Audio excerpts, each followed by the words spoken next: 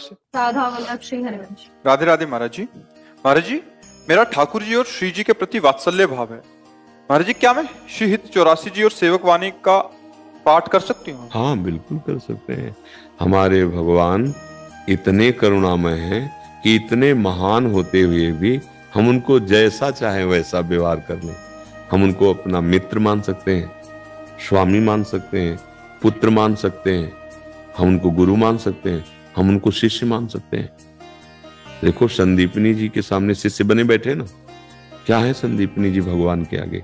अब विचार करके देखो, जिनकी श्वासों से वेदों का प्रादुर्भाव हुआ, जाकी श्वास वेद श्रुतिचारी, सो हरि पढ़े यह अचरज भारी। महिमा प्रकाशित कर दी। संदीपनी जी ऊपर बैठे, भगवान नीचे विद्यार्थी बने बैठे शिक्षा ले रहे। भावना हुई ना।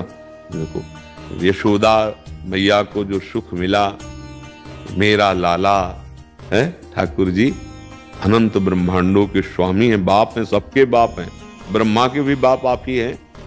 भला वो हम जैसे साधारण के लिए वो कैसे पुत्र हो सकते? लेकिन यही भगवान की भगवत्ता है, यदि हम भाव करें तो पुत्र हो। एक कई बार इस चर्चा सुनाई। एक बार यशोदा मैया किसी सेवा कार्य में लालजू की लगी हुई थी, और लालजू महाराज अभी खड़े होना नहीं आया था, धीरे धीरे ऐसे घुटनों के बल, उसे गांव में बकैया बकैया कहते, घुटनों के बल चल के गए। तो डेहरी बहुत बड़ी थी नंद बाबा की, पहले घरों की थी, तो ऐसे चढ़ गए आश्रय लेकर, तो छाती बीच डेहरी पे ऐसे पैर उठ गए और हाथ पहुंचे नहीं नीचे तक। अब रो रहे हैं जो दशा। उतने में देवर्षि नारद जी आए थे दर्शन करने, तो देखा दशा, तो बोले प्रभु, एक टांग अगर बढ़ाई थी तो ब्रह्मलोक पहुंच गई थी, नंद बाबा की डेहरी नहीं लांग पा रहे हो। उनको चुप, ये मैं अपनी मैया को सुख देने के लिए कर रहा हूं। और रोने लगे।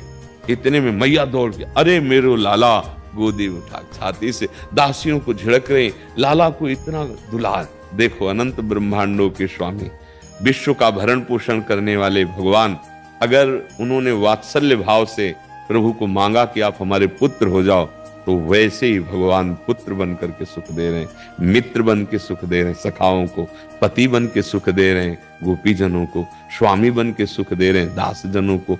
जो जिस भाव से भजे, भावोत्सवेन भजताम, भाव से भजो तो भगवान आपको वैसे ही अनुभव में आने लगेंगे।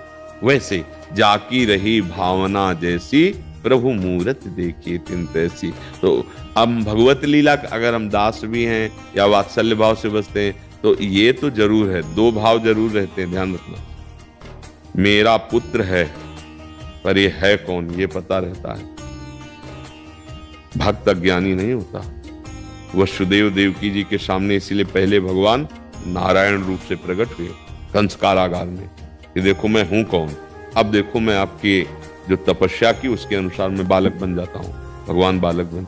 ऐसे ही महाराज दशरथ जी के भवन में कौशल्या जी के सामने भगवान पहले अपने स्वरूप में प्रकट हुए।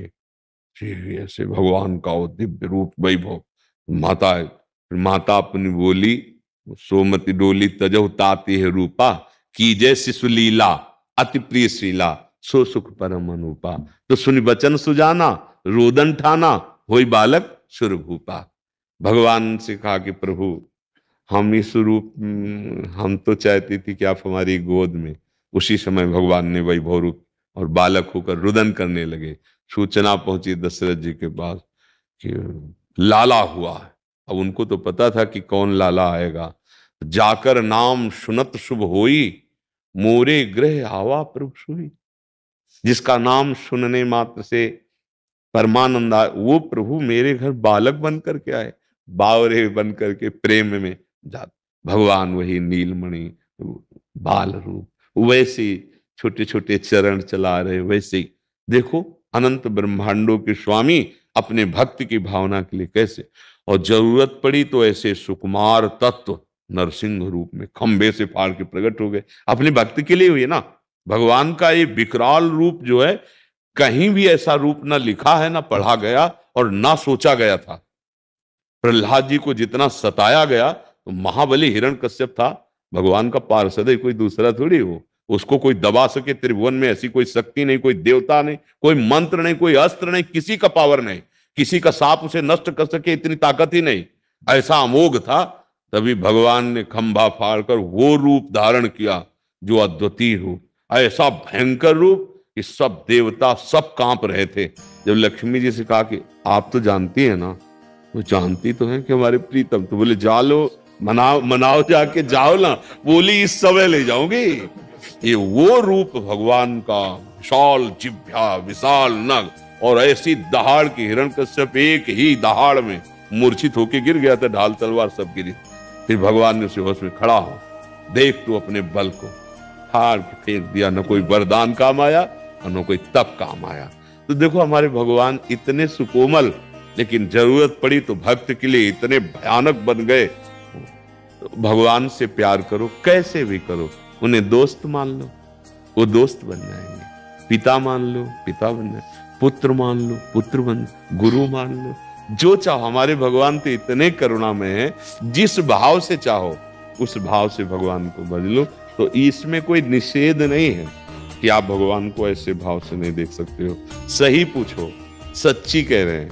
आज भी तुम्हारे जो आसपास हैं प्रियजन, वो वही बने हुए हैं, हम जान नहीं पा रहे हैं। ये पांच भौतिक तन है, अंदर वही बैठे हुए हैं, चाहे पत्नी रूप में हो, चाहे पुत्र रूप में हो, चाहे मित्र रूप में हो, चाहे जिस रूप में हो, वही बने बैठे हैं। जिस दिन नेत्र खुल जाएंगे, अभी ये माया में नेत्र हैं, ज्ञान चक्षु खुलेंगे, अज्ञान तिमिरांधस्य ज्ञानांजन शलाकया चक्षुरुन्मीलितम तस्मै श्री गुरुवे।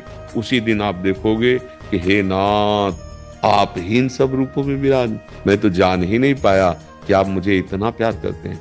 पत्नी रूप से प्यार, पुत्र रूप से प्यार, माता पिता रूप से प्यार, मित्र रूप। नाथ, ये तो आप घट घट में वो रमा है, यही तुम्हें दिखाई देने लगेगा। अच्छा है, भाव करो, किसी भी तरह प्रभु को भजो, परम